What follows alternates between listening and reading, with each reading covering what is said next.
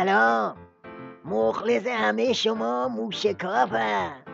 آقا این ولی فقیه دلنگان هنوز گیج تظاهرات مردم علیه اسیدپاشی بود که یه دفعه با یه تصویر جدید مواجه شد.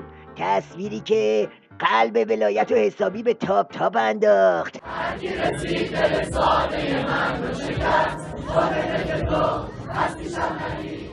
مور ملخای نظام ولایت بعد از دیدن این صحنه‌ها افتادن به تته پته و رو کله شد که یه جفت شاخ سبز شد.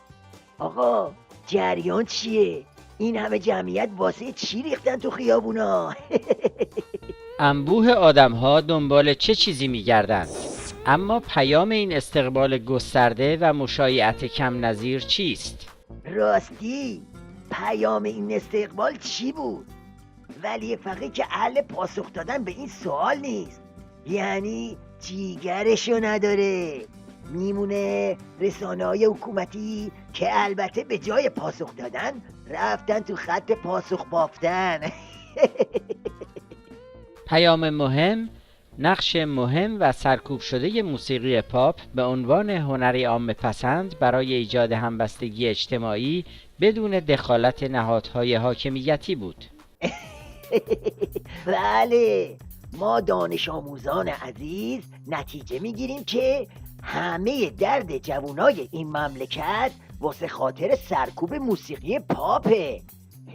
یعنی اگه موسیقی پاپ آزاد بشه دیگه همه مشکلات حل میشه و هیچ کس از خونش بیرون نمیاد. یکی نیست به این ورق پاره کوسه نشان بگه آخه تو چه؟ اگه با موسیقی پاپ چیزی حل میشد الان علی گدا خودش سلطان پاپ شده بود که. این واقعیت که دیروز خیابان‌های مرکزی تهران تا ظهر قفل بودند و عده‌ای توانستند شرایط غیرعادی پدید آورند نشان می‌دهد زیر پوست شهر چیزهایی وجود دارد که باید به آنها با دقت توجه شود. اتفاقی که در پارک آب و آتش به اسم آن مرحوم افتاد در زمره همان اتفاقات مدنی قابل تأملی است که نباید به آن بی‌توجهی کرد. اجتماع آب و آتش یک نقطه عطف است که در خودش و در بزرگداشت یک خواننده ختم نمی شود و اگر جدی گرفته نشود ممکن است سر از جاها و چیزهایی درآورد که هیچ کس فکرش را نمی کرد. آها، نزدیک شدی.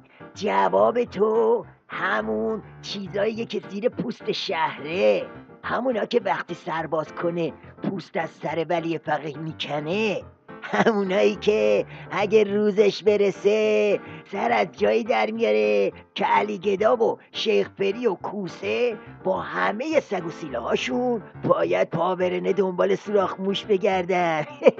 اینا هر کی ندونه خود ولی فقیه و شیخ پری خوب میدونن، واسه همینه که به دست و پا افتاده و هول برش داشته.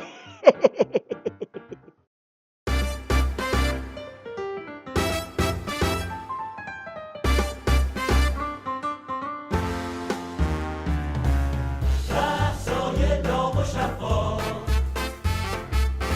با آقای موشکاف، با آقای موشکاف.